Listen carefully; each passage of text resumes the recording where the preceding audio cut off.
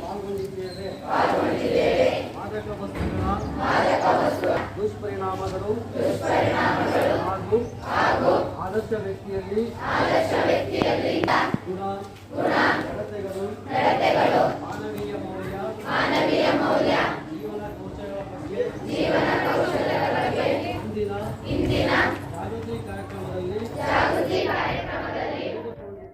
ತಿಳಿದುಕೊಂಡಿದ್ದು ನಮ್ಮ ಜೀವನದಲ್ಲಿ ಸಂಪೂರ್ಣ ಅಳವಡಿಸಿಕೊಂಡು ಜೊತೆಗೆ ನಮ್ಮ ಪರಿಸರದಲ್ಲಿಯೂ ಈ ಕುರಿತು ಅರಿವು ಮೂಡಿಸುತ್ತೇವೆ ಹಾಗೂ ಆದರ್ಶ ವ್ಯಕ್ತಿಯಾಗಿ ನಮ್ಮ ದೇಶದ ಸತ್ಪ್ರಜೆಯಾಗಿ ಬಾಳುತ್ತೇನೆಂದು ಪ್ರೌಢಶಾಲೆ ಕಡ್ಲೆಬುದ್ದು NPIP ಕಾರ್ಯಕ್ರಮದಲ್ಲಿ ವಿಶ್ವ ಮಾದಕ ವಸ್ತುಗಳ ದುರ್ಬಳಕೆ ವಿರೋಧ ದಿನಾಚರಣೆ ಕಾರ್ಯಕ್ರಮವನ್ನು ನಮ್ಮ ಶಾಲೆಯಲ್ಲಿ ಹಮ್ಮಿಕೊಂಡಿದ್ದೇವೆ.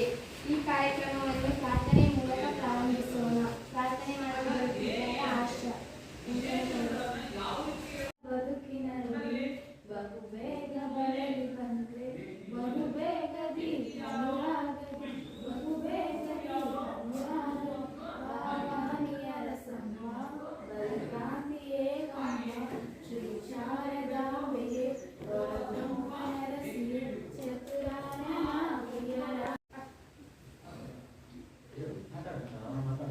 ಅಧ್ಯಕ್ಷತೆ ಡಾಕ್ಟರ್ ಮಹೇಶ್ ಕೆ ಅವರಿಗೆ ನಮ್ಮೆಲ್ಲರ ಪರವಾಗಿ ಸ್ವಾಗತವನ್ನು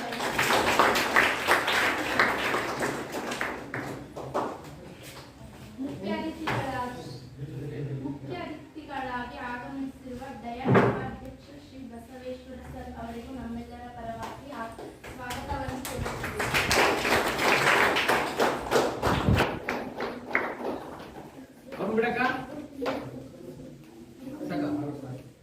ದೈಹಿಕ ಶಿಕ್ಷಣ ಕರಿಬಸವಪ್ಪ ಸರ್ ಅವರಿಗೂ ನಮ್ಮೆಲ್ಲರ ಪರವಾಗಿ ಸ್ವಾಗತವನ್ನು ಕೋರುತ್ತೇವೆ.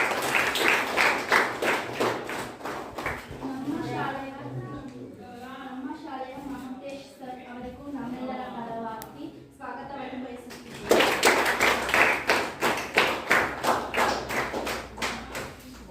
ಸ್ವಾಗತ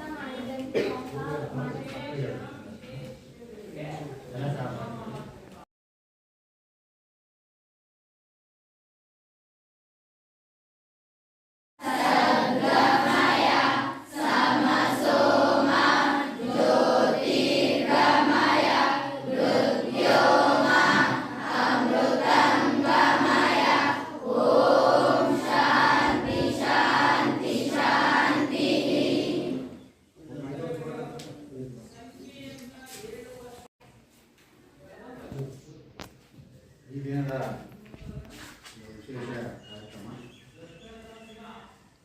ವಿಶ್ವ NPIP ಅಂತ ಹೇಳಿ ಒಂದು ಘಟಕ ಕೇಂದ್ರ ಸರ್ಕಾರದ ಇಂಡಿಯಾ ಕೇಂದ್ರ ಸರ್ಕಾರದ ಅಡಿಯಲ್ಲಿ NPIP ಅಂತ ನ್ಯಾಷನಲ್ ಪಾಪ್ಯುಲೇಷನ್ ಎಜುಕೇಷನ್ ಪ್ರೋಗ್ರಾಮ್ ಅಂದರೆ ರಾಷ್ಟ್ರೀಯ ಶಿಕ್ಷಣ ಯೋಜನೆ ಅಡಿಯಲ್ಲಿ ವರ್ಷಪೂರ್ತಿ ಕಾರ್ಯಕ್ರಮಗಳನ್ನು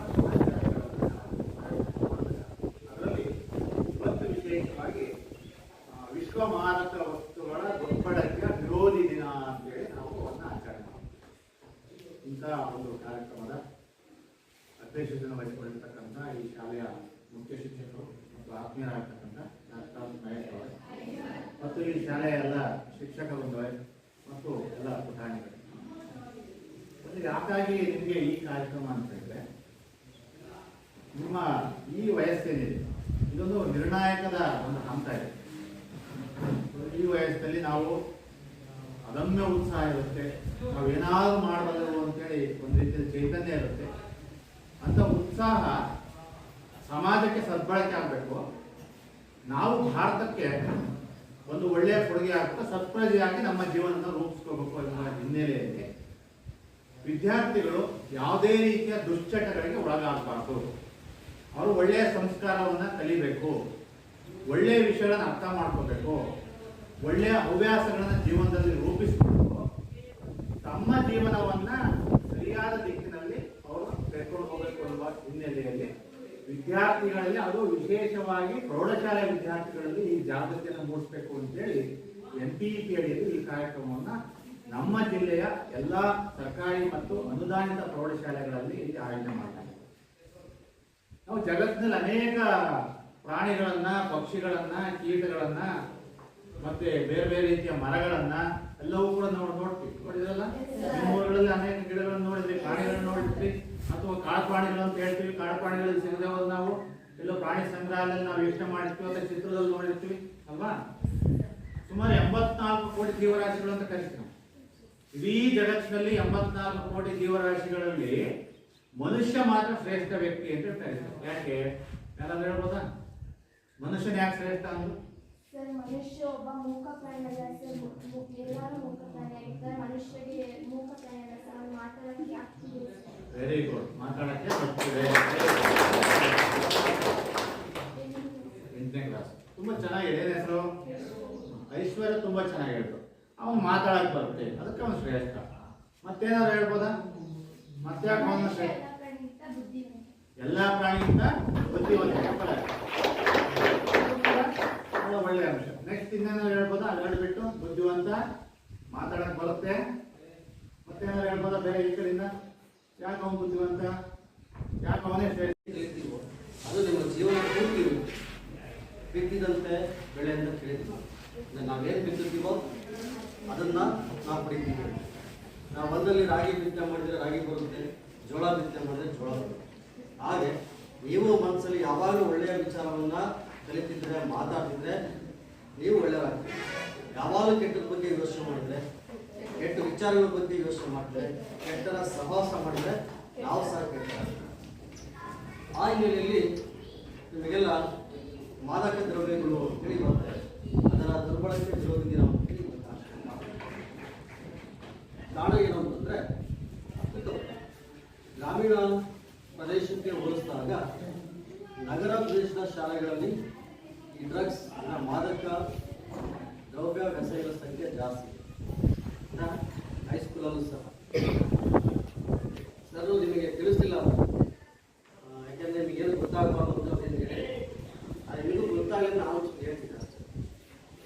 ಮಾದಕ ದ್ರವ್ಯ ಅಂತಂದ್ರೆ ಏನು ಅನ್ನೋದು ನಿಮ್ಮ ಪ್ರಶ್ನೆ ಇರ್ಬೋದು, ಕೆಲವು ಮನಸ್ಸಲ್ಲಿ ಇರ್ಬೋದು. ಅವೆಲ್ಲ ಇಂಜೆಕ್ಷನ್ ಡ್ರಗ್ಸ್ ಇದೆಲ್ಲ ಫಿಲಪ್ ನೋಡಿರ್ತಾರೆ, ಇದೆಲ್ಲ ಇಂಜೆಕ್ಷನ್ ಮಾಡ್ತಾರೆ. ಆ ಇಂಜೆಕ್ಷನ್ ಮಾಡ್ಕೊಂಡ್ರೆ ಇಡೀ ಪ್ರಪಂಚ ಮಾಡ್ಕೊಳ್ತಾರೆ. ಅಂದರೆ ಅವ್ರಿಗೆಲ್ಲ ಕಷ್ಟ ಇರುತ್ತೆ, ಅಥವಾ ಮೋಜು ಮಸ್ತಿ ಮಾಡೋಕ್ಕೆ ಮಾತ್ರ ಅಥವಾ ಇಂಜೆಕ್ಷನ್ ತಗೊಂತಾರೆ.